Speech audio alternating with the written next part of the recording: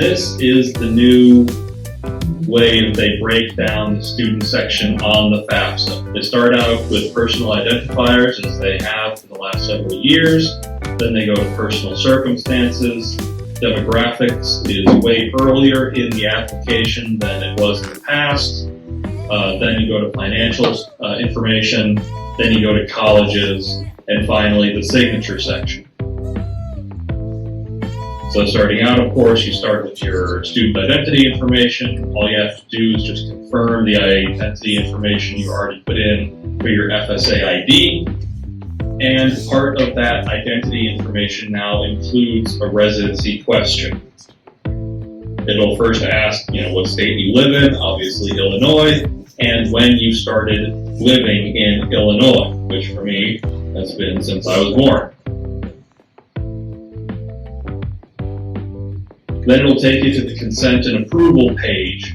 This basically asks you to provide consent for the FAFSA form to get your information straight out of the IRS database.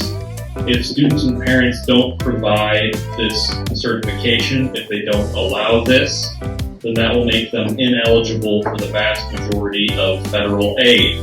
If they don't allow the FAFSA to take their tax information, they will only be eligible for direct unsubsidized loans. They will not be eligible for the Pell Grant, for subsidized loans, or for any other form of federal financial aid support. So obviously we encourage everyone to approve this, to allow them to complete the application and get the full range of aid they need.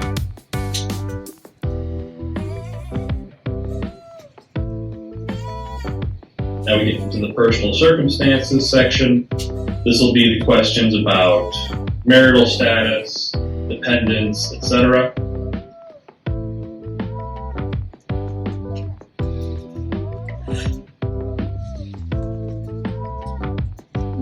And it'll ask questions about what level the student is going to be in college, whether they've completed a bachelor's, whether they are a first-year freshman, etc., etc.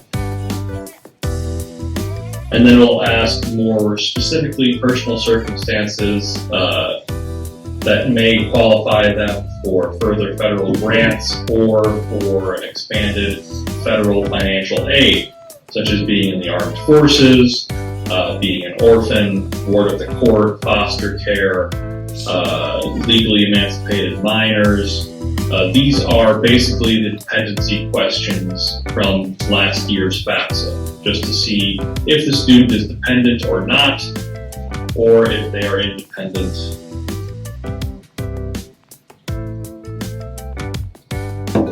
And it'll also ask for further other circumstances about unaccompanied students, homeless minors, self-supporting minors, etc.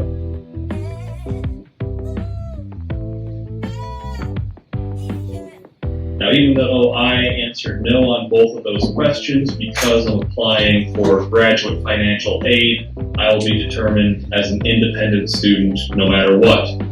But if your average high school student answered no to all those previous two questions, then they will be determined as a dependent student, and they will of course be required to provide their parents' information. Now the second section is the student demographics section.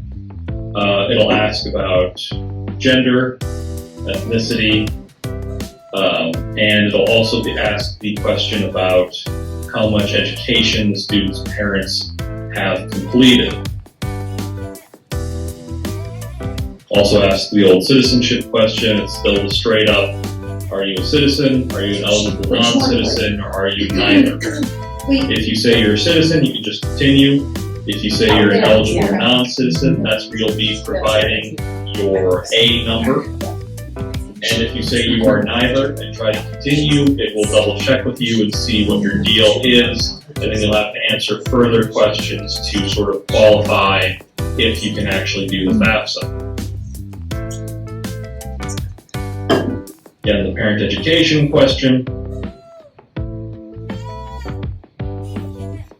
And the parent killed in the line of duty question. This again is a question to determine dependency and financial aid eligibility. The state of Illinois itself offers grants geared specifically towards students who had a parent killed in the line of duty, and the federal government has some of those as well. So many states have added that they've added this question now to FAFSA to help streamline that application process.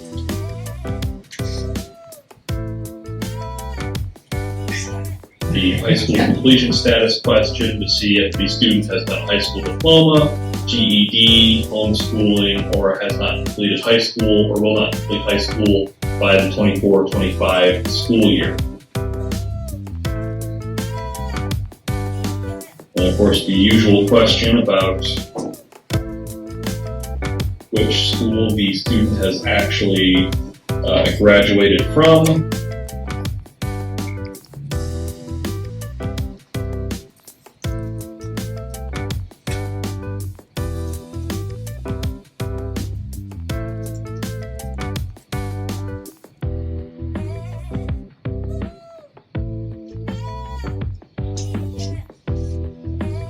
Asks you to double check and confirm. And then we move into the financial section. The first question in the financial section now is if the student or anyone in their family has received benefits from these federal programs, such as the Earned Income Tax Credit, the Federal Housing Assistance Program, the free or reduced price school lunch, Medicaid, etc., etc. If a student or someone in the student's family has received these benefits, that'll widen their aid eligibility, and the application will be able to get a very good idea of their financial situation based on their eligibility for these programs. If you're eligible for these programs, you're part of a fairly specific tax bracket, and the application will be able to more accurately reflect your need.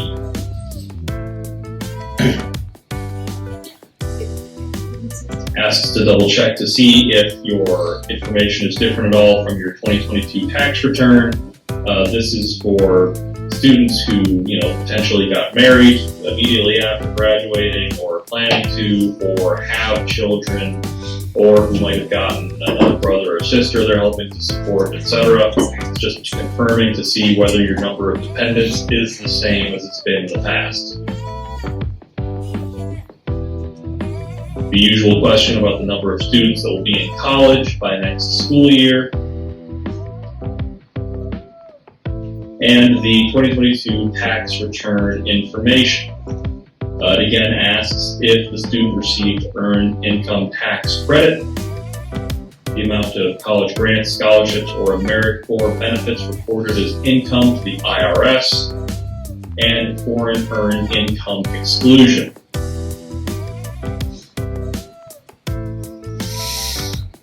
For most students, this is going to be the same. It'll just be 0 because most students will not have been getting scholarships before they graduate, obviously, and most students will not have been earning income in a foreign country.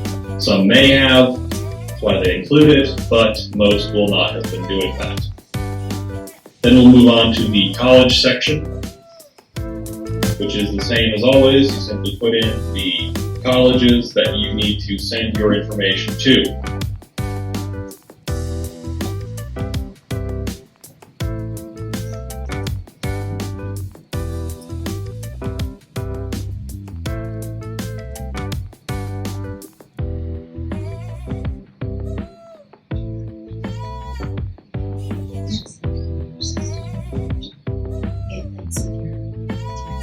And if they've got a school that has, if it's a university that has several different sections or chapters or different schools for different majors, the safest bet is always simply to send your information to the mother university.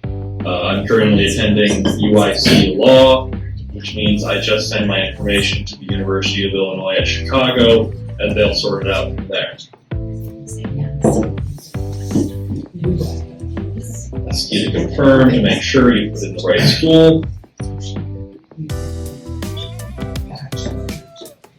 And that is nearly the final section. After you put in the colleges, after the students provided the colleges they need to send their information to, you'll continue to the signature section. And the signature section looks very similar to how it's been in the past. It's the same information here.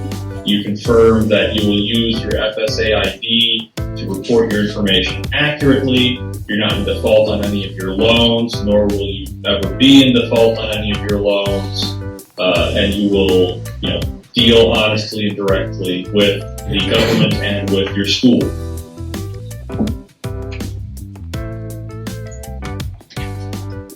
After that, the student will, after they've read it, the student will confirm that they've read the page and sign and submit. And then the student will have completed their half of the application. After the student's completed their half of the application, an email will be sent to their parent, because they will have to put their parents' information in their application. The parent will receive the email inviting them to complete the second half of the application. The parent can open that email, click on the link inside, and it will take them directly to the FAFSA form. The parent can log in using their FSA ID and then fill out their half of the FAFSA. And their half of the FAFSA will look very similar to their student's half. The only difference is it will be a little shorter since it won't include the college section, but it will still ask demographic information, education information, dependency information for taxes, all of the other stuff that we saw while we were going to the FAFSA here. So Joe, what if a parent, he says, I'm going to sit down and do the FAFSA now, and they go in, the parent does theirs first. Does that conflict with what you just said? We want the student to do it first and then invite the parent, but... The parent can do it first. That is an option. The only caveat I'd say is that it might take the website a little longer to make that connection between the two halves of the application. But the parent can absolutely start the application and have the student finish. Okay. I think you just get it, like when I had to get an invitation to link it, to say, yes, I approve. So you could do whatever you want first, but until you get the invitation from the kid, you can't finish, right? Yeah, you can't complete the application, and neither half can actually fully complete the application without the other half. Right.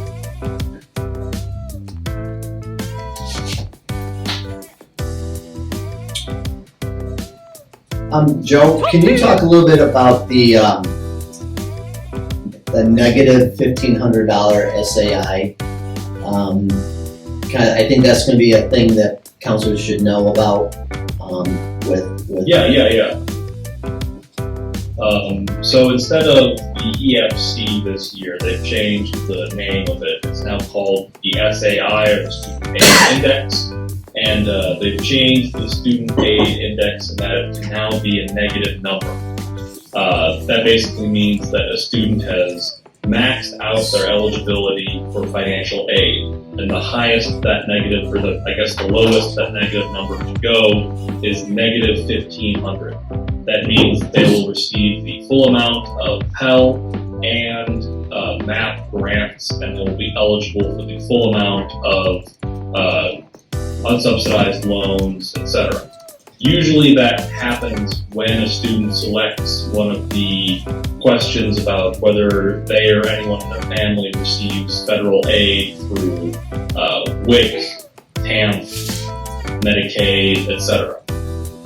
If you answer one of those questions in the affirmative, you are very, very likely to get that negative 1,500 SAI. Yeah, so the whole purpose of having the negative numbers now is because before the EFC would just be zero for a bunch of people with a wide array of circumstances. Now if you have that maximum negative number SAI, that puts you at the full amount of MAP and Pell, and it also puts you it makes you eligible for further grants like the FSEOG which is a federal grant that's meant to supplement the Pell Grant if the Pell Grant doesn't cover your financial need entirely. If you're at a 0, that means you're still eligible for that full Pell and MAP, but you're not eligible for those further programs.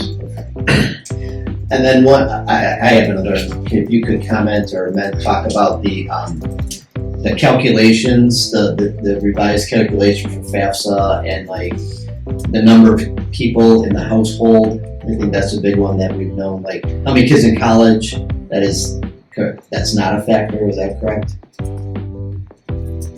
Yeah, so how many kids in college, it will still ask the question of how many students will be in your household will be in college next school year, but that does not really matter anywhere near as much as it used to in the calculation. And also, it doesn't ask about dependents because it's not going to be as big of a factor in calculation of the SAI as has been in the past with the EFC, and also because it'll just take that information straight from your tax records. So it's still in the mix, but it's not as important as it's been in the past, which means that unfortunately families that have multiple children or have a couple students both in college they won't have that reflected in their SAI as much as it used to be.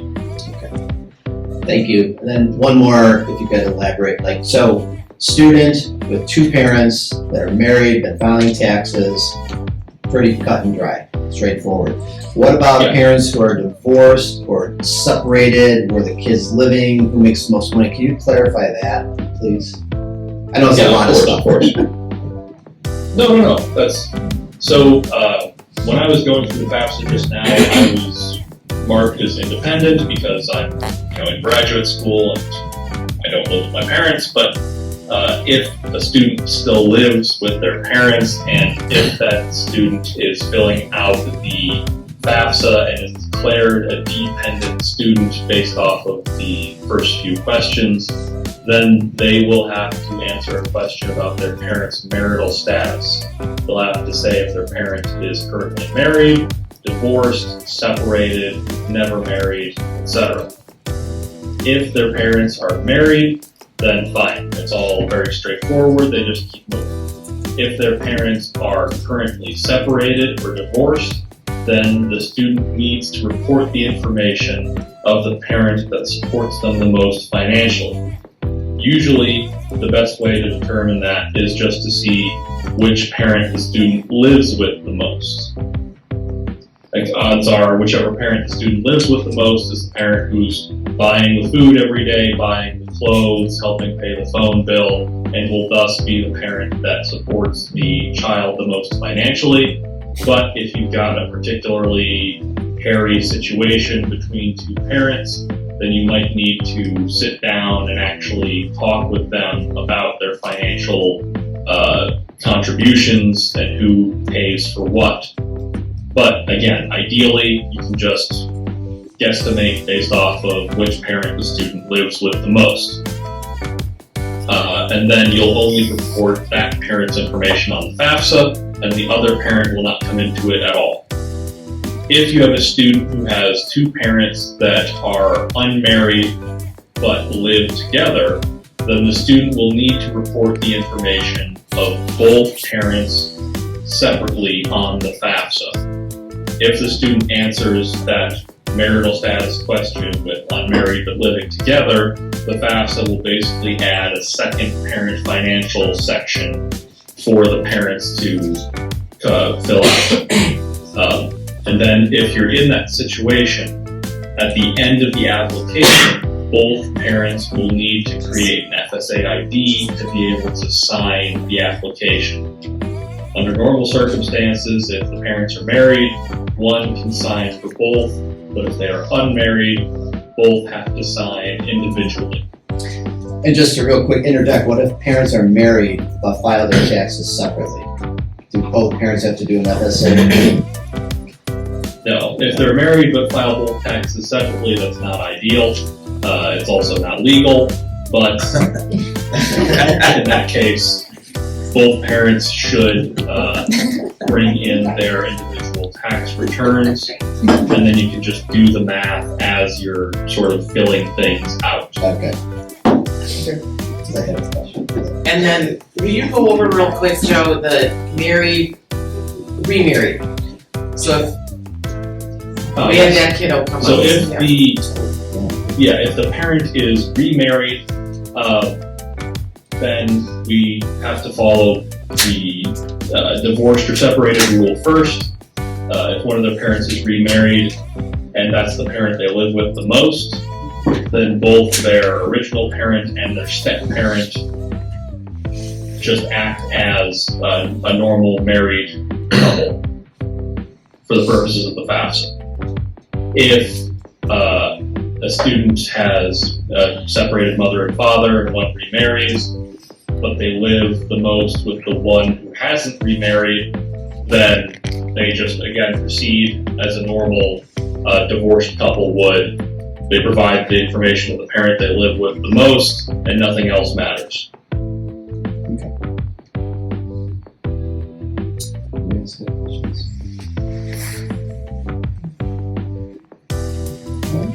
You got anything else, Joe, or is that kind of it? That's pretty much it for now. If you run into any issues, please do feel free to shoot me an email anytime. And if you run into any hiccups with the refugee status, visa status, etc., I'm more than happy to sit down with students and help them sort through that paperwork. So yeah, just feel free to pull me in if you need me. Thanks, appreciate it. All right, thanks, Joe, for your time. Appreciate it. Yeah, thanks again so much for having me. All right, take care.